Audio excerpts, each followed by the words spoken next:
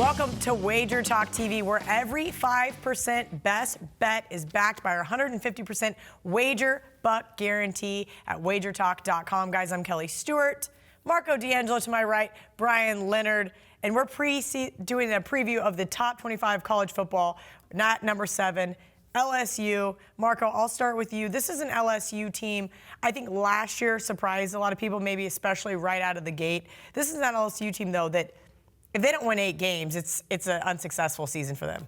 What are your thoughts on this team before the season kicks off? Well, if they don't win more than 8, it's going to be unsuccessful for the season win total, because their season win total's at 9, minus 110 either way. Public can't decide, and really, you look at 9 wins for this team, that's probably about right. It's going to come down to they have a big 5-game stretch late in the season that's going to determine their year. And that 5-game stretch, if they go 3-2, they're an over team for sure. If they go 2-3, they could land right on the number, and God forbid if they go 1-4.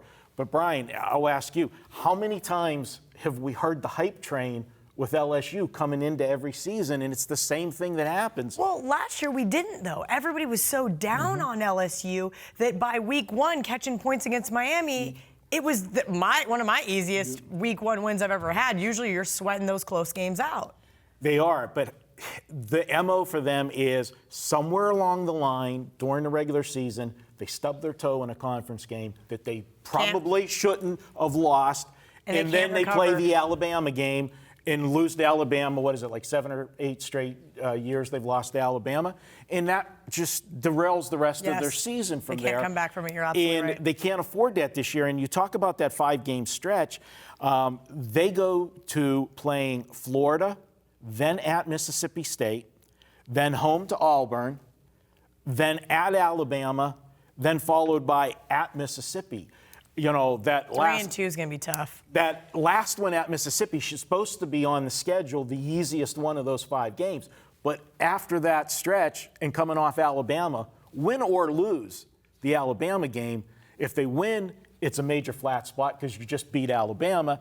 And if you lose, it's that same old, okay, here we go. Now our season's over. We're going to a second-tier bowl. We're not going to be, in the big bowl again.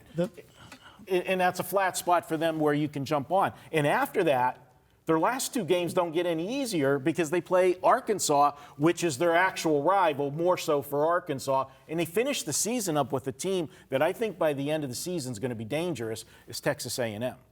I was actually getting ready to throw that in there, but I want to throw in another one, and I can throw it to either one who wants to answer this question from Twitter regarding the Texas game versus LSU. This is 2 teams that are wildly talented, but always seem to be overhyped and can never get over, like I said, that little bit better than mediocre. Listen, they're winning more than 6 games every year, but that Texas team especially, I think that's a really interesting line against LSU, and I think it's going to be a really good game. That was a question actually I got earlier on Instagram, and I kind of sided with the Tigers. I'll try to put them both together a little bit.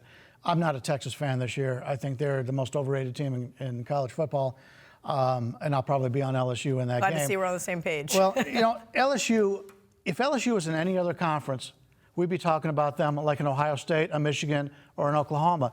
In fact, I've got them, they're the 3rd best team in this conference by my power ratings, and they're equal to Oklahoma, which would put them in the top 4 if they weren't playing in the same conference. But they've got a top 5 recruiting class. They're 4th in the country in talent level. They added Joe Brady of the Saints, passing coordinator. The problem with LSU is, we just talked about Michigan, LSU has always been the ground and pound on offense. And now they're trying to open it up a little bit. I don't know if they have the players to do it at this point, but they still got that terrific defense. One thing that I haven't heard other people talk about, they had the All-American kicker last year. He was there for 4 years. Now they're going to have a true freshman making the kicking for LSU. That's something that nobody's talked about. That's a huge differential. I don't like Ed Orgeron. He's a great person, but I just don't trust him as a coach. I like the coordinator. Do you think he makes bad decisions? Yes, I do. Yeah, me too. Yeah. That's where he's a bad in-game manager. It bothers me when I have a wager on them because I'm afraid that he's going to make a bad decision. Find a way to lose the game. I like their coordinators. They've got talent up the butt. They've got coordinators, very good coordinators. But, they do play Alabama on the road. but they do host Florida, Auburn, and Texas A&M, so they are at home. If they could somehow beat Alabama, this could be one of those situations where at the end of the year that we saw with Georgia before, where you beat Alabama, the best team in the conference, and you win all your other games. Let's say they'd lose to Texas A&M or something.